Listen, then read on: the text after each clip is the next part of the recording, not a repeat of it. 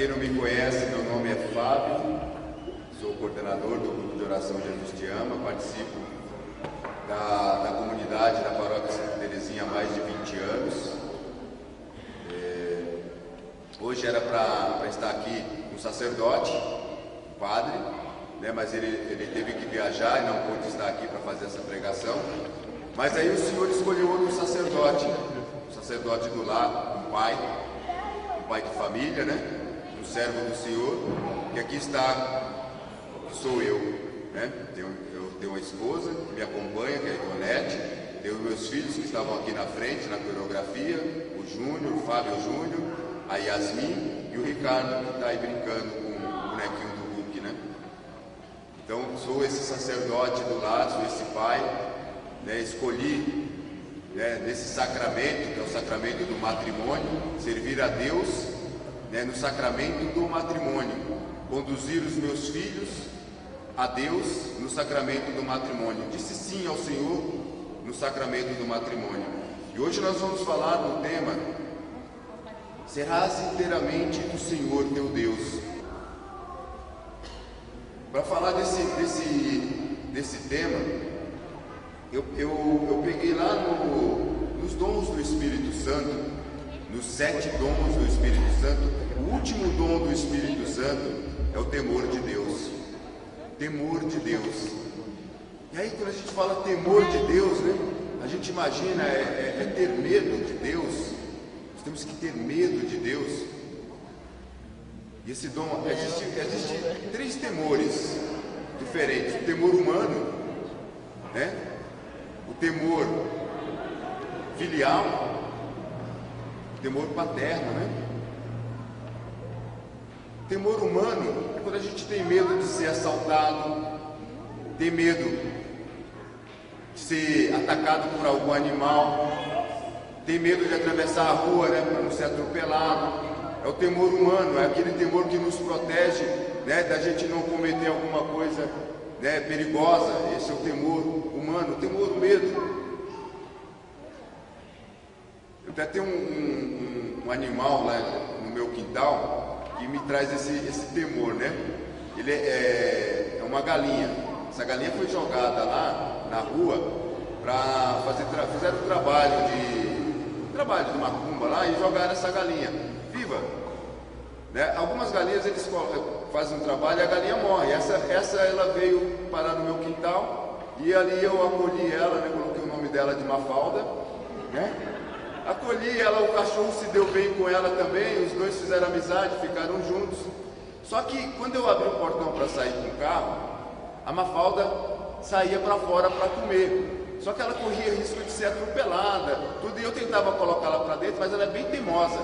Então eu passei a assustar ela com uma sacolinha plástica. Eu assustava a Mafalda e ela pegou medo de mim, né? Então quando ela vem, ela fica olhando para mim, né? Ela vai devagarzinho. Quando ela sai para fora, eu falo: Mafalda, entra. Ela entra correndo com tudo e se esconde debaixo do que ela encontrar. Ela se esconde de mim, ela tem medo de mim, ela tem um temor de mim, né? Só que ela não me respeita. Quando eu viro as costas, ela já está lá fora de novo. Então o medo dela é assim, é de eu pegar a sacolinha, né, e dar, mas ela até aí, mas ela não tem o respeito por mim, né?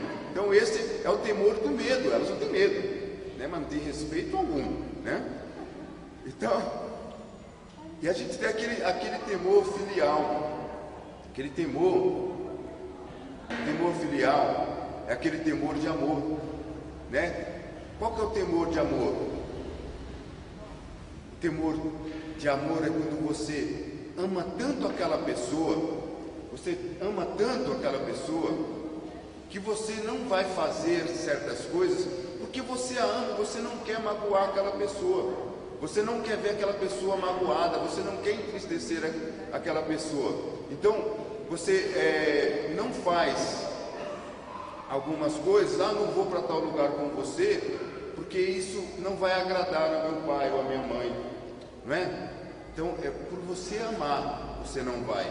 Eu amo tanto, e este amor, a gente, nesse temor de Deus, a gente reflete para Deus, né? Em Deus, eu amo tanto o meu Senhor, Deus, eu amo tanto Ele, que eu não vou fazer aquilo porque eu tenho medo de perder o amor de Deus.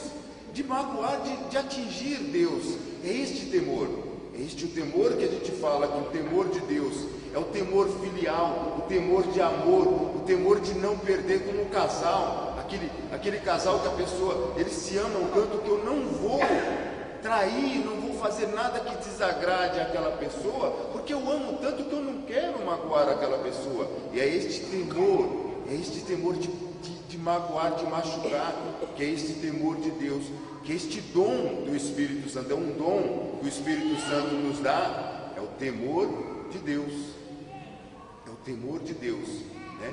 E este dom, ele acompanha com uma virtude, a virtude do amor. Quem ama, né? Quem pratica o amor, teme a Deus, tem medo, né, de perder o amor de Deus, porque ama tanto ao Senhor, e aí se torna totalmente de Deus. E nós precisamos, assim como pedimos hoje no batismo do Espírito Santo, precisamos clamar esses 7 dons do Espírito Santo. Para aqueles que foram batizados, né, já está enraizado em você os 7 dons do Espírito Santo. Já está enraizado, né, o dom de sabedoria, de entendimento, de conselho, o dom de fortaleza, de ciência, piedade. E o 7º dom, temor de Deus, já está enraizado. Basta você agora clamar ao Espírito Santo: vem Espírito Santo, né, vem me conduzir, né? Temor de Deus Pai, temor de Deus Filho, temor de Deus Espírito Santo. E Deus Espírito Santo é este Deus que habita em nós, que é palpável, que está em nós, que vem, que nós clamamos, Ele vem e nos conduz a conhecer as outras 2 pessoas, né, de Deus, que é Pai, Filho e Espírito Santo. Então a gente precisa muito do Espírito Santo todos os dias, né? Como na canção nova, Espírito Santo, que vamos fazer juntos hoje, né? Assim clama todos os dias em oração, essa pequena oração. Todos os membros da canção nova, né, usam essa oração todos os dias ao se levantar. Então, se seremos inteiramente do Senhor teu Deus, precisamos conhecer aonde nós pisamos. Precisamos conhecer a origem, o que Deus separou para nós, o que Deus deixou para nós, onde nós vamos encontrar, onde nós vamos servir, onde nós devemos servir ao Senhor Deus. Então nós voltando, nós pegando na Bíblia, lá em João, não precisa abrir não precisa não. Lá no finalzinho do livro de João, Jesus, depois que ressuscitou, ele aparece para Pedro. E ele chama Pedro de Simão. Simão, que é o nome dado, o nome de batismo de Pedro. O nome de Pedro é Simão. E ele fala: Simão, tu me amas? E Pedro fala: mestre, claro, eu te amo. E Jesus fala novamente: Simão, tu me amas? E Pedro responde novamente: sim, mestre, eu te amo. E pela 3ª vez, Jesus pergunta para ele: Simão, tu me amas verdadeiramente? E Pedro começa a chorar. E Pedro se entristece: mestre, tu conheces o meu coração, tu sabes que eu te amo. E aí Jesus fala para ele: Pedro, apacenta as minhas ovelhas. E por 3 vezes Jesus fala isso também. E ali é o nascimento da Igreja Católica Apostólica, a igreja fundada em Cristo Jesus. Jesus simplesmente, ou num ato magnífico, ele passa toda aquela responsabilidade que ele teve durante os seus 3 anos, né? Ele passa para Pedro, e ali nasce o primeiro Papa da nossa igreja, Pedro. Pedro, ele é citado depois em Atos dos Apóstolos tantas vezes, se eu não me engano 75 vezes, né? Sempre ele é o primeiro, ele é o cabeça, ele é o Papa, né? Tudo é passado por Pedro, tudo, né? Quando Paulo, ele precisa ir até Pedro para conhecer, né? Cefas, né? Assim Paulo fala, né? Preciso ir ter com Cefas, né? Por quê? Porque ele precisava, né? Ir até o Papa, né? Depois de Pedro vem muitos outros sucessores até chegar aos dias de hoje, né? Tem gente que fala que o imperador Constantino, não sei o nome dele lá, fala que ele que fundou a Igreja Católica, mas antes dele tem tantos outros papas, né? Tantos outros. Constantino foi somente aquele que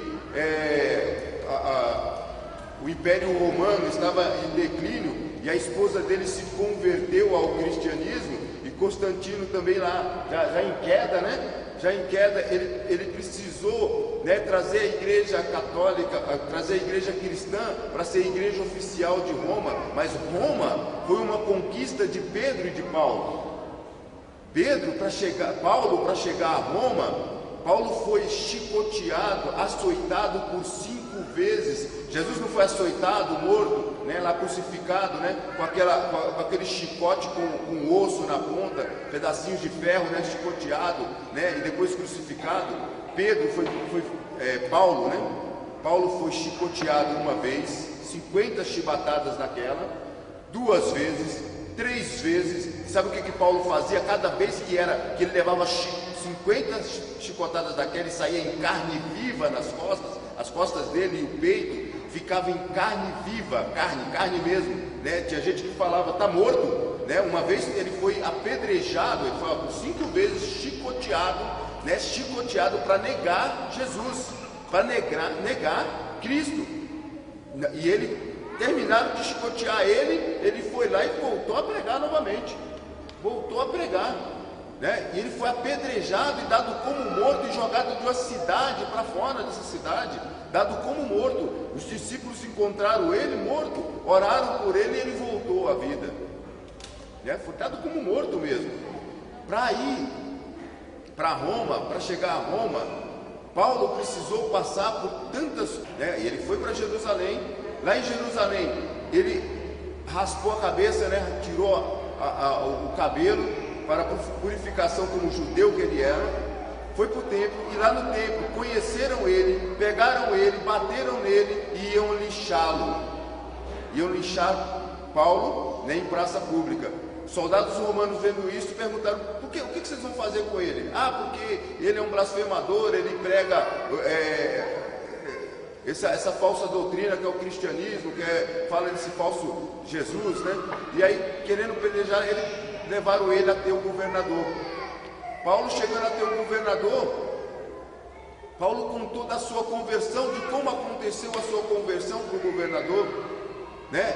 E não tendo mais alternativa, porque as pessoas queriam matá-lo, Paulo disse, eu apelo a Roma. Eu apelo a Roma. Aí o governador falou, mas quem é você para apelar a Roma? Se você por acaso é cidadão romano? Aí Paulo disse, desde que eu nasci. Então, o cidadão romano, qualquer outra pessoa não romana não poderia tocar no cidadão romano, que era réu de morte. Portanto, todas aquelas pessoas que haviam tocado em Paulo eram réus de morte, né? Aqueles não romanos que tocaram em Paulo poderiam ser crucificados por ter tocado. Era lei romana, e Paulo apelou para essa lei romana, né? E nem o governador poderia tocar em Paulo, porque o governador não era romano de nascença. E aí Paulo foi preso, ficou preso por 2 anos, né? E lá na prisão ele escrevia cartas para os irmãos, e depois de 2 anos, né, tentaram bolar um jeito de matar Paulo, mas os irmãos, o governador, os irmãos ficaram sabendo e mandaram ele para Roma. Chegando em Roma com muita dificuldade, olha, para Paulo chegar em Roma, o barco dele afundou, mas todos que estavam no barco, pela oração, pela perseverança de Paulo, nenhum morreu. Foi parar numa ilha, ele foi picado por uma cobra, uma víbora, não morreu, né? Todos esperavam ele morrer, ele não morreu, até chegar em Roma. Até chegar em Roma. foi uma conquista de Roma, é uma conquista divina, não é uma conquista de homens, porque senão Deus não haveria permitido que Paulo chegasse a Roma e pregasse em Roma. A igreja poderia ser igreja apostólica francesa, se Paulo tivesse ido para a França. A igreja poderia ser igreja católica apostólica brasileira, vamos dizer assim, né? Se Deus tivesse vindo, se Paulo e Pedro tivessem vindo para cá, um exemplo, né, que a gente nem existia naquele tempo, né, o Brasil nem existia, né, tinha sido descoberto, mas foi em Roma, é lá que está o túmulo de Pedro, é lá que está a Basílica de São Pedro, é lá que está a Basílica de São Paulo, é lá que está o corpo deles, foi para lá que eles foram. Por isso, igreja católica, apostólica, romana, não é aquilo que alguns dizem, alguns pastores de outras igrejas, outras denominações falam assim, é a continuação do Império Romano. Olha, o Papa é a continuação do Império Romano, né? Hipócrita, é a continuação de Jesus Cristo, porque nós somos a única igreja que podemos nos ajoelhar e adorar o nosso fundador, que é Jesus. Nós somos a única. Olá pessoal, meu nome é Fábio Santos e este é mais um vídeo do Manual do Sobrevivente. Não se esqueça de curtir e compartilhar os nossos vídeos aí, se inscreve lá, também aperta lá no sininho para receber as novidades do nosso canal.